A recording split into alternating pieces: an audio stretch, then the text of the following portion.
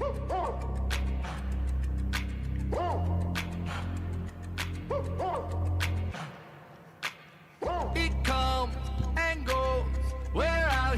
everyone. Welcome to Feels Out Loud, brought to you by Becoming Together Therapy and Wellness. This is your host, Becky McNett, and along with Tara Martini, we're glad to have you listening this morning as we live and share stories of mental health. Good morning, Tara. Good morning, my love.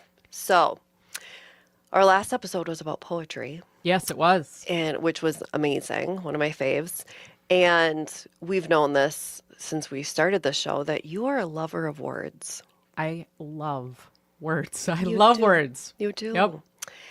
I may, in big capital letters, italicize, may just be introducing a word to you today. I don't know. That might become the focus of your affection. It's a unique one. Have you heard of hygge? I actually have. Oh, no! I have a game called the Hygge game at my house. No! But in part, it is some of my cultural lineage. So okay, fine. I did grow audience, up in I tried. Okay. I did grow up in a realm that talked about this. Okay. Okay. So that is in part why. One day, audience, one day, I will find a word that she's not familiar with.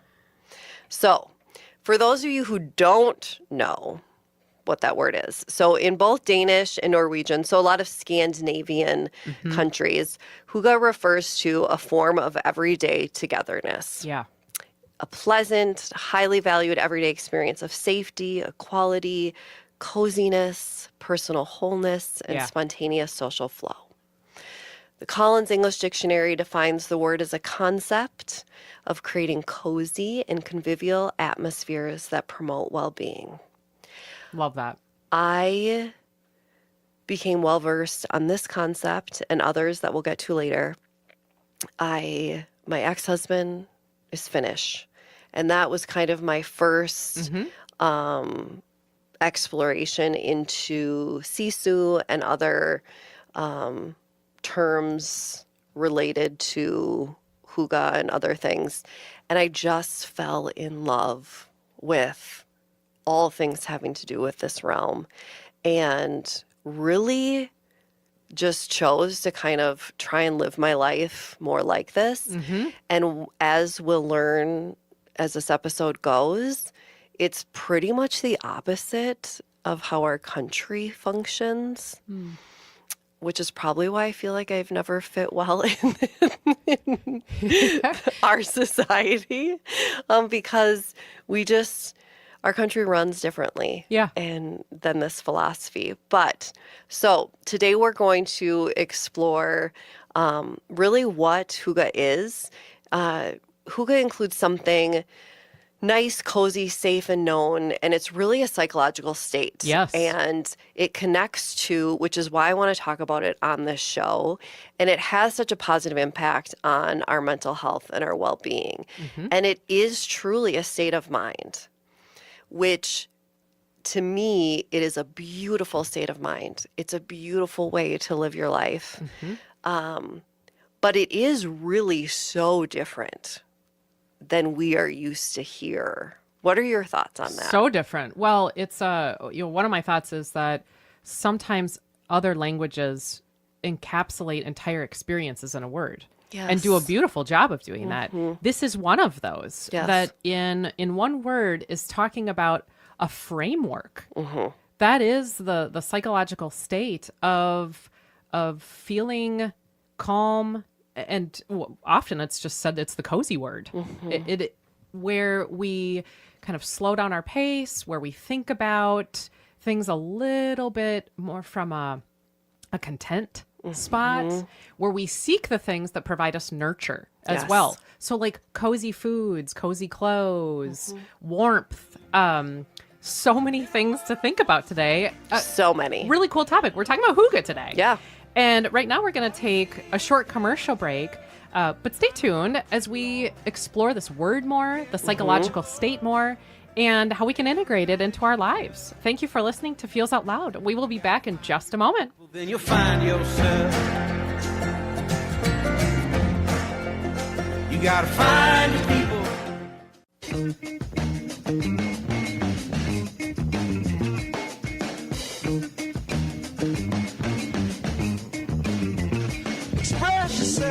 Welcome back, everyone, to Feels Out Loud, brought to you by Becoming Together Therapy and Wellness. I am Becky McNett, along with Tara Martini, and I want to dive right back into our discussion on hygge, which is the art of togetherness. It is. And I even as I say that, I feel like, one, I tried to buy a shirt off of Etsy that actually said this word, because I thought, what more embodies what I believe, the art of togetherness? That is the word.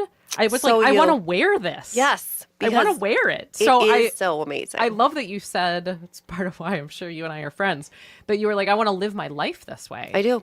Yep, it is. So today we're going to explore just the impact this has and look at ways we can integrate hygge ways into our lives, because we can still live where we're living and integrate it and live this lifestyle and, you know, have this state of mind.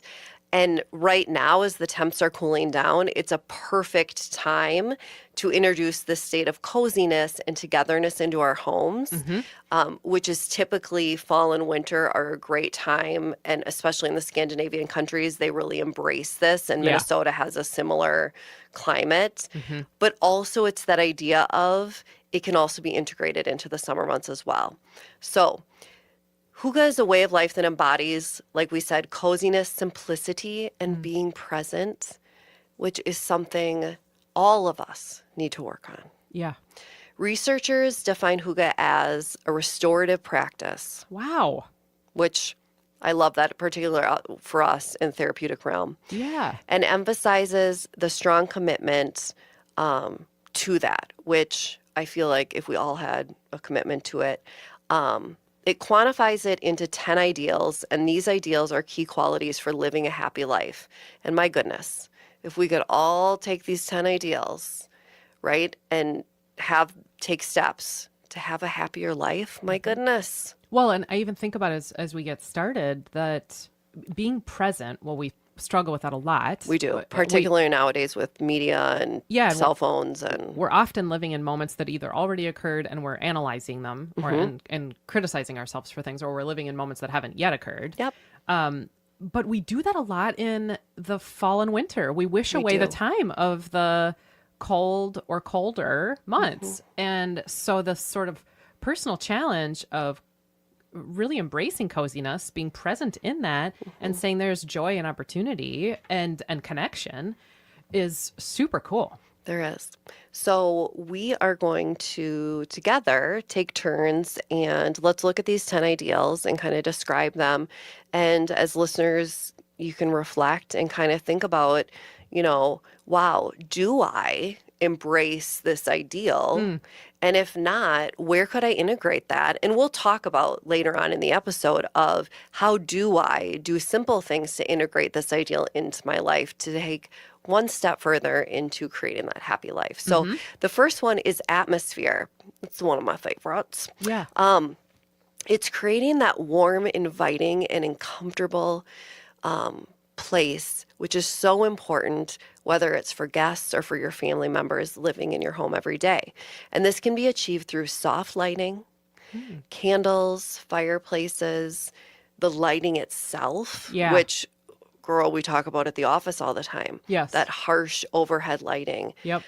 Cozy textures, whether it's blankets and rugs or pillows, and then the natural elements, which we are so blessed and thankful to Becky. With our office, we are right next to natural elements in the woods, which I think plays a key to our state of mind in our office. I do too. And the peace that is just naturally present in our office with the natural elements being so close. Absolutely. And I love that this is the first yes. thing, because in terms of ideas, because we tend to like relegate that as decoration or not think about how meaningful atmosphere is. And this is saying, no, it's actually fundamental. It is fundamental. What you are a part of, the system that you are a part of, what you're surrounded by, what you're sitting on, that impacts your mood and how you show up. It does. In those moments. It is so important. And it is, I'll use a personal example. Like I said, this has been something in the last 10 years that is kind of just a personal mission of mine. And what is so fascinating, I don't know if I've even shared this with you, so my office, I really have taken this philosophy and integrated it into my office. And it's not something I've shared with anyone in the office about how intentional I was on creating this hygge space. Not exaggerating. Every single person that has come into my office, as far as a potential client or existing client, has sat down and within the first 3 sessions has used the word cozy. And what is so fascinating is that I smile or giggle every single time. And I think being so intentional about creating that space and having attained that, is just remarkable to me because it is achievable. So it's not like, oh, yeah, do these things and like you'll create this space. Right. It works. Right. And you're one of the cheapest people I know. And so also Atmosphere doesn't require Ethan Allen. No. Girl, all my stuff is Goodwill. Yeah. So when people say cozy, this isn't from a space of this cost you a lot. No.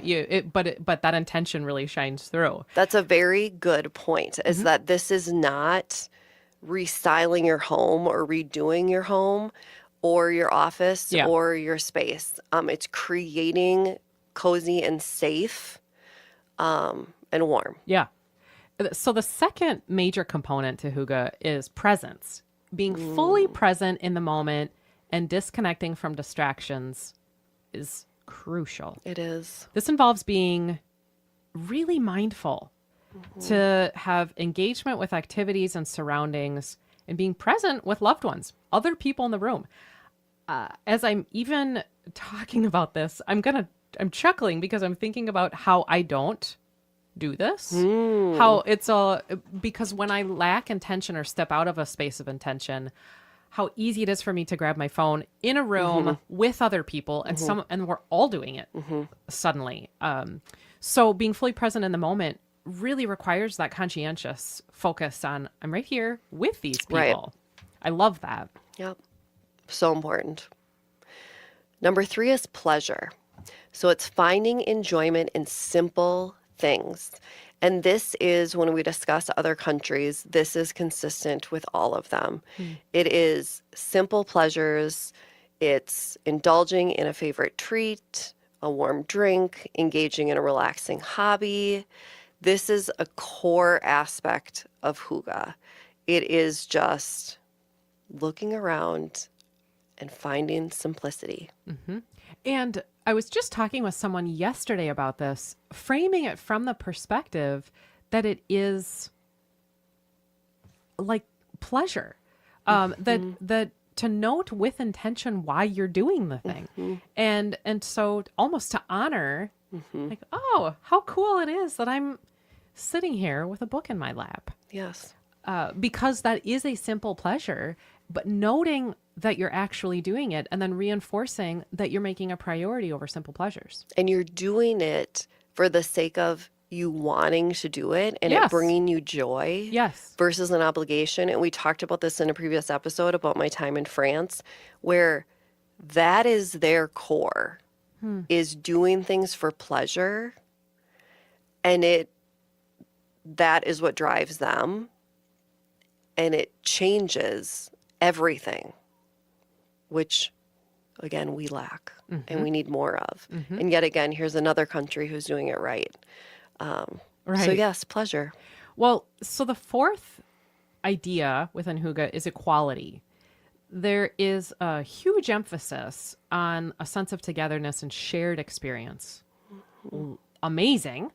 It's about creating a space where everyone feels valued and involved, and where tasks and enjoyment are shared.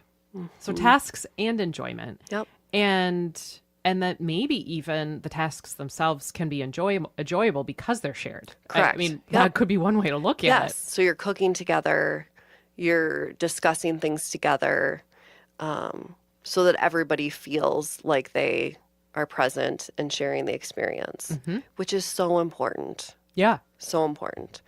Number 5 is gratitude, which we all need, right? Appreciating the good things in life, both big and small, is an important part of Hygge. This can involve expressing gratitude for experiences, relationships, and simple pleasures. So important, no matter what we're going through. Yeah, and there's big research around how gratitude impacts wellness, psychological Yes. and emotional Yep. wellness. That we don't have to be grateful for always these massive things, the simple pleasures, the simple moments. And I think one key piece that I always challenge myself to is not saying the same things over and over again. Finding something new that there is gratitude around. Yep. And that is very true. Rather than being like, I'm grateful for my family. Grateful that we had this little discussion about the duck last episode. You know what I mean? Like, Right. it doesn't have to be. Right. Yeah. What about your family? Are you Right. grateful for today or in Right. the last 5 minutes? Yep. You can put a time frame on it to really make yourself be able to be more specific. Yep. One thing that you could be grateful for is the 6th concept in Hygge is comfort. We can be grateful for comfort too, but comfort is feeling physically comfortable and at ease, which is essential. This includes wearing comfortable clothes, using soft furnishings, creating a space where one can relax and unwind. And if you think about those places that are comfortable for you, just put yourself there, listeners, and you might even be sitting there right now. Oh, how that changes you. Comfort does change us in what's the thing we love to wear when we're lounging. And then how does that shift our attitude? And how does it shift as far as our ability to be vulnerable? You know, in my office, I always make sure I have blankets, that the couch is comfortable, that they can feel, comfortable. And then if they're comfortable, maybe they're more willing to be expressive. If you go to a friend's house because you have a planned Hygge evening, which we'll talk about later, and everyone's in comfy clothes, you're just more willing to just have that relaxing, sense of togetherness. It's so, to me, number 6 is one of the most important concepts regarding this ideal. Number 7 is harmony. Oh, if we just had this everywhere. Yeah. Finding peace and balance in one's environment and relationships is a key element. This involves avoiding drama and negativity and creating a sense of calm and tranquility. Wow. Well, yes. We could do a whole episode on that. Yes. And really a focus on seeking that, doing things that actively pursue harmony, and perhaps discarding things that don't support I was just harmony. going to say, almost more important, Kind of filtering is, those out. Yeah, avoiding the things. Yep. Which so easy to do actually because so much of it is on technology. So it's stepping away from that and going to the simpler ways of life. Well, that leads to the next concept, which is truce. Hygge encourages a break from conflict and stress. The very things we often seek, which is odd. Yep. We keep reinforcing the things that bring us stress by doing things that bring us stress. So this is about creating space where one can escape from daily worries and enjoy a sense of peace and relaxation. Love it. Which leads us to number 9, togetherness. Spending quality time with loved ones, sharing meals, and engaging in meaningful conversation is a central part of Hygge. And it is, just like we discussed earlier, it is spending time off the phones, being present with one another, and sharing those meals, prepping it together, and just being together. Yeah, I love that so much. It feels like this is almost a manifesto of sorts because it really is like this philosophy of life that I am so into. Last concept of Hygge. Yeah. Shelter. Feeling safe. And this gets at these other ideals that we've talked about. Comfort, finding spaces that promote relaxation and calm. But shelter, feeling safe, secure, and protected is an important aspect of this. And it can be achieved through creating that cozy space that you talk about, people even mention to you, and inviting space, welcoming, that feels like sanctuary. And that is that piece, remember of, and I said this, I don't remember if it was the last episode or this episode, about my home being my sanctuary and my calming space. It can also be you creating that space for others. Oh, yeah.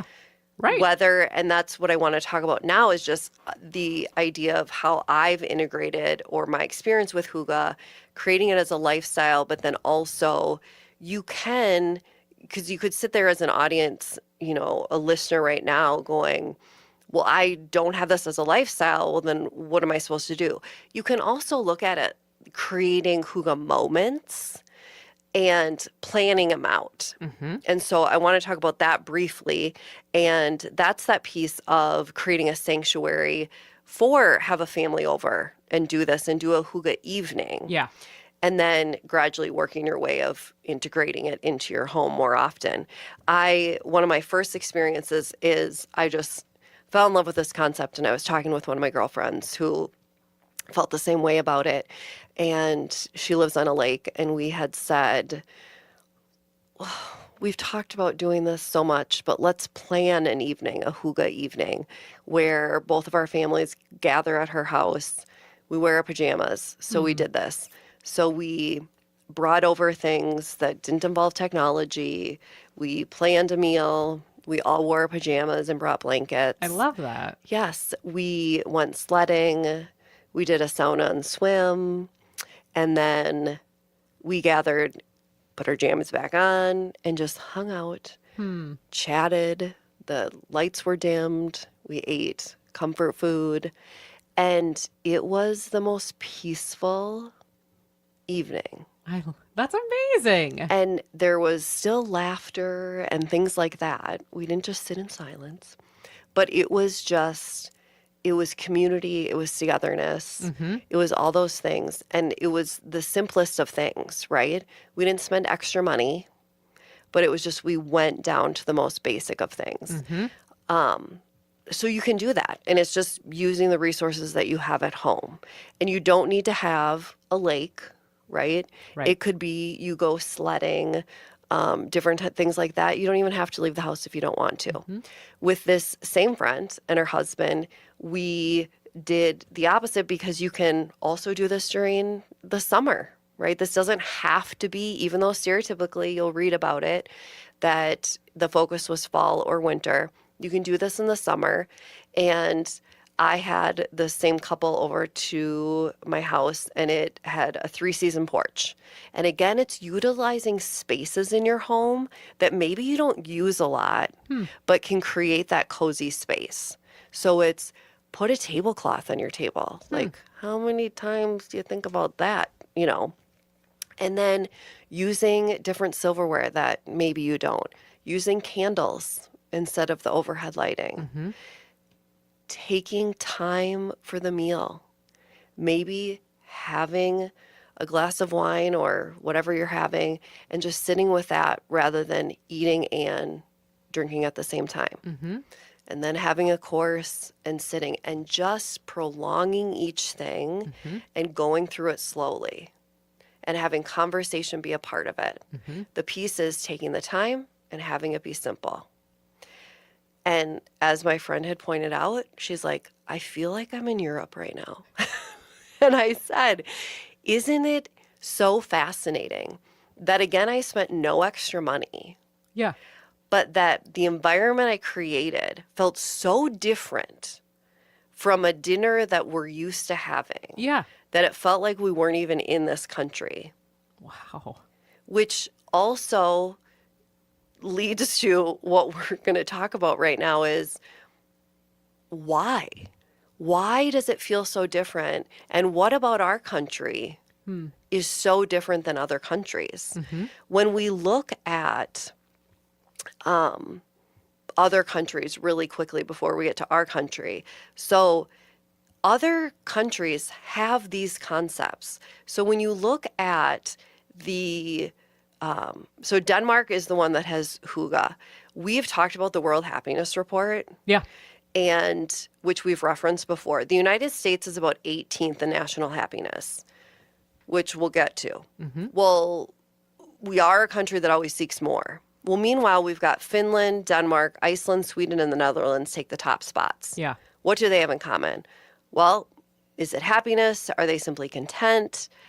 Each of these countries has a principle that guides them. And although the principle might slightly be different, they're all grounded in one thing, simplicity. Wow. Yeah. And it's Yes. very similar to hygge.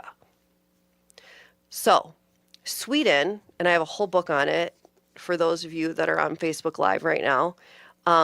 Sweden has lagom. It's described as Yep. not too much, not too little. Norway has kusli, which is describing as a feeling of coziness, warmth and comfort, quality time spent with community and family, consuming simple and comforting. Becky, what does Iceland have? Well, I'm struck by all of these, and Right. actually, as a kid who has a high Swedish background, Yeah. I am highly familiar with this "not too much, not too little." Iceland can be understood as "it will all work out okay." Okay. It will all work out okay. I love that. So you remember like growing up, the whole concept of not too much, not too little. Absolutely, really grounded in these hygge ideals. Really? Making root beer and having family gatherings at my grandparents' house. And this would be all of my grandpa's family, who was Swedish. His parents were immigrants. Wow. And so in this simple togetherness, people all bring their favorite foods. This was actually often in the summer. But making almost ritual and tradition of even preparing the food, potato salad, some kind of known Swedish dishes, and this concept of even like how we would make the food. My grandparents would tell me not too much, but not too little of like spices or what would go in, and then embracing those things. I love that. And here, I thought maybe you'd never heard of the word. Well, Little did I know. Yeah. I love that so much. And then lastly, so we have Finland has sisu. And then I have the book for that, which I just love. And this one's near and dear to my heart since I was married to a Finn once. And sisu is a little bit different. Their word of their nation, it's their national character. It's really, as my ex-husband says, it's impossible to define in English words. Sisu is considered more raw, being an semblance of feelings or concepts such as bravery, grit, perseverance in the face of adversity or tenacity. However, this grittiness is matched by concepts similar to hygge, such as comfort, especially in their sauna culture, and oneness with nature or light and warmth. All of these have something, yeah, right? And they also are connected to being the happiest countries in the world. yeah, We are not one of those. yeah. So Becky, what would our country's word be? Which is like a real big question. It's a huge question. Yeah. I mean, we need a whole episode. Well, so the first thing that comes to mind is just a brief story about it. I make an intention word every single year for myself, and actually at our business where we work together, everybody does this, and we have an entire intention party in January that we share our intention words for the year, and throughout the year we have them posted in a room in our office, everyone, and throughout the year we kind of help challenge each other on how are we living out this word. My word this year is soulful. And so when you said what would our country's word be, something around like what it could be nurture. I feel like I need to come up with a phrase, but the first word that came to my mind was soulful, which happens to be my intention word for this year. And why would you say that our word would be soulful? Well, it's so much of what hygge feels like is this connection to oneself as a vehicle of connection to others. Okay. And that relationship with oneself becomes a relationship with others. That Okay. really, how can we do that if we aren't understanding of what's going on here and then reflecting of ourselves with true authenticity? Because it feels like that's what we need in order to be able to do these, Right. embrace the simplicity, love the simplicity. Fascinating. This is just like, so our last episode on poetry, it's so fascinating how we interpret questions differently as well. Because when I read that question, what would our country's word be? I read it as if our country had a word that represented what I felt was important to our country right now, Oh, I was like, if our head were okay. my word would be more. Yes. Because we're just always looking for more, taking more, wanting more. I just feel like with our country, there's just never enough of something. What are your thoughts on that? Yeah, well, you and I just You're love these just so combos. optimistic and Well, I was lovely. thinking if we had a word that also represented hygge for us, what would our word be? How would we use that? See, look at how beautiful your thoughts are. I'm like so- negative Nelly over here. If we were to have this, but it would be an English word or some sort of word that we utilize on a daily basis, what would it be? If I were to embody our country's Yes. current ideals Yes. in a word, of course, things like dominance come up or seeking. It feels like I'm always seeking, which is, I resonate with your word more of whatever I have isn't what I'm wanting. And so wherever I am isn't where I want to be or isn't where I need to be. And so we then very fundamentally struggle with present centeredness because that isn't ever where we're always somewhere else. Yes.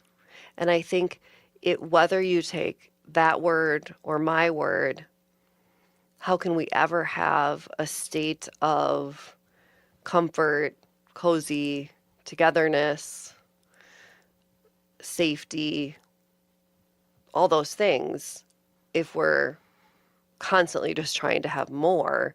Because we can never be settled enough or content enough with what we have. Because the ideal of all of this is they're content with simple. They look around and what they want is just people together celebrating themselves and the simple things in life, which is the opposite of our country. Because that's not enough. We need more. But then how can we ever just be content and happy? I don't think we'll ever be topping that list, my love. Well, if enough of us pursue whatever the word is that they embrace around this idea of hygge, change does happen there. It does. And we can in very daily life ways. In fact, I would love to hear you say, like, how can we practice hygge ourselves? Yes. But in very easily integratable daily life ways, we can do this where we say, you know what, I don't actually want to have a word more. Maybe that is what the systemic word is, or where it's not enough. But I don't resonate with that. I want something else. So what would people do? So here is, and you made me think of something that I didn't have on the list, is to kind of fight our desire to have more.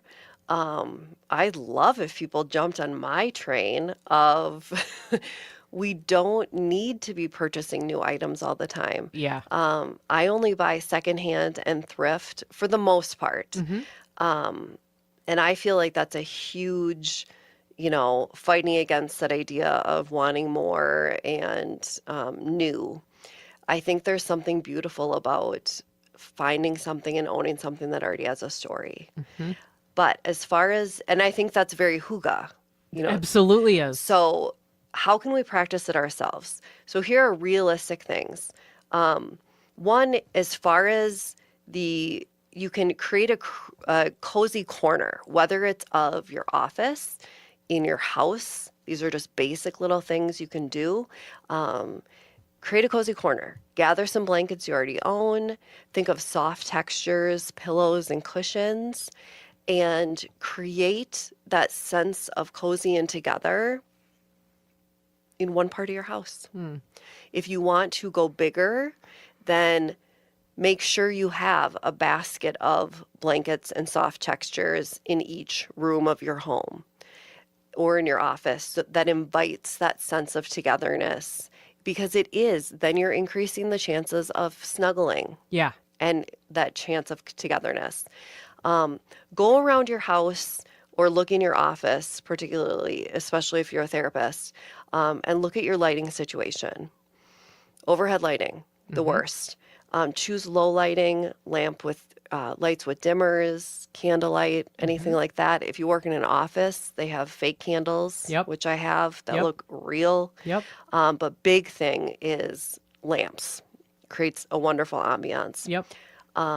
Next one is look for comfort food.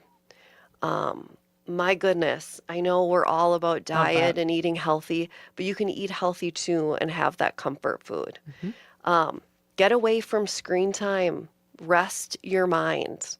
A lovely hygge evening would be, we all know there are coloring books nowadays for adults, for teenagers, for little kids, quiet games, puzzles, books, anything like that that's going to create a sense of togetherness. A lot of us have those things in our homes without having to go to the store. Yes, we do. Bonding time. Just create that space and say to your family or to a few friends, just give me an hour, just give me 2 hours. Say to a few friends, text them and say, hey, my house, in your comfiest clothes, bring a blanket, Friday night at 7 o'clock or whatever it is, and try it out. And it can be contagious. And then they go home, and do that with their family. Get outside. Incredible. Lay in a hammock, take a hike, lay a blanket down, swing on a swing. Just do something, connect. Hug a tree. You love doing that. I do love doing that. Sit next to a tree with bare feet. And then number 8, do something self-care. Favorite lotion, take a bath, give yourself a manicure, put on a face mask. Yeah. Something simple. And you can even make, and this is that whole equality thing where you're doing something, make the comfort food together, make a face mask together, make a scrub together, take a bath with someone. These are all things that you can do together that's going to increase that sense of togetherness. If you have a sauna and swim together. All of these things should just increase that sense. Now, if you are someone, because I know I said get off screen time, but in the realm of technology, there are things like the Calm app, honestly, has hygge activities and stories, which is so crazy. So cool. Sisu, the book, The Finnish Art of Courage, the little book of hygge, Pinterest boards. If you go on Pinterest, there's literally hundreds of boards that can show you how to transform your house. If you get overwhelmed, there are simple things you can do, and it lays it out for you. If you're overwhelmed, how do I do this? And then lastly, there is Dr. Elizabeth Lakhti, who is a behavioral scientist, international speaker, and educator specializing in the applied psychology of inner strength, resilience, and unlocking human potential, has sisulab.com. And it's all about somatic wisdom, and strengthening your gentle power in your life. Oh my gosh, this is so cool. So much to think about here. So much. We're headed to a commercial break now, but when we come back, we're going to talk through listener questions, all of your questions about the art of connectedness. Love it. Feels Out Loud will process your questions and thoughts in just a moment. Cool. You gotta find the people.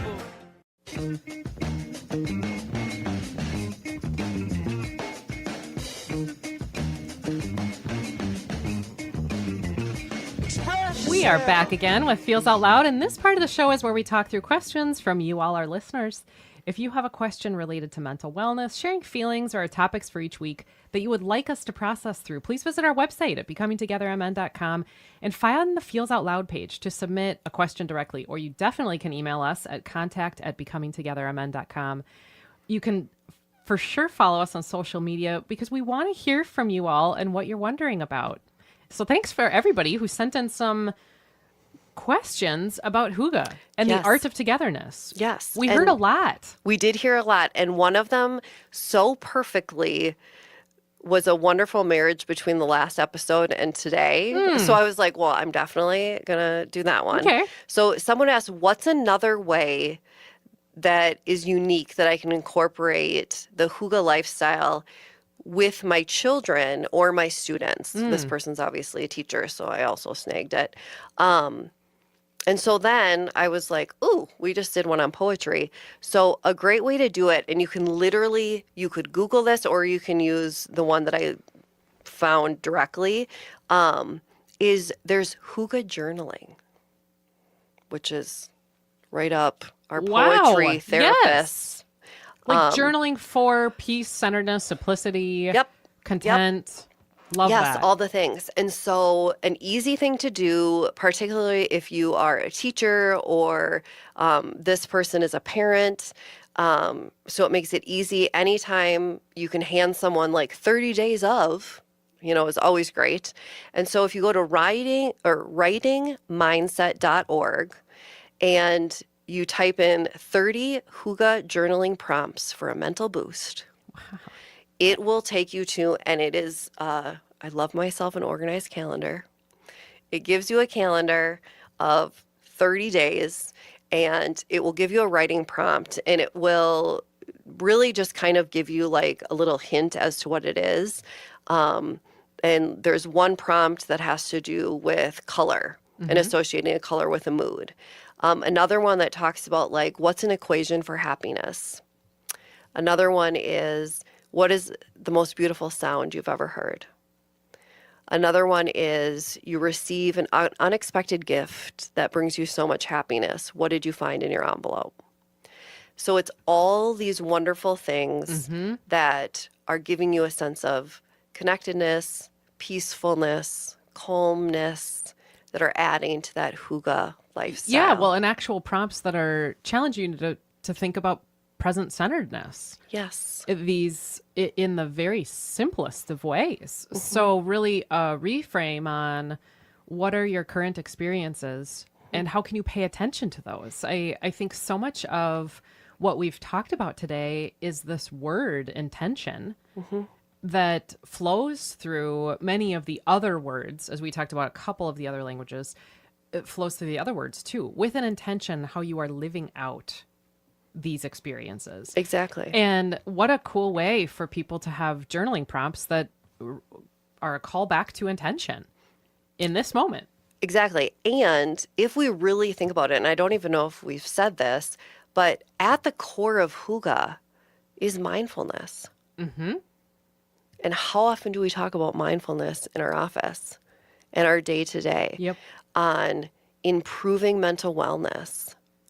And this is a way we can incorporate, whether it's hygge or mindfulness, into our day-to-day lifestyles. And just also think about the impact it then has on whoever lives in our home or whoever is in our life. Yeah. And the peace that it can bring them.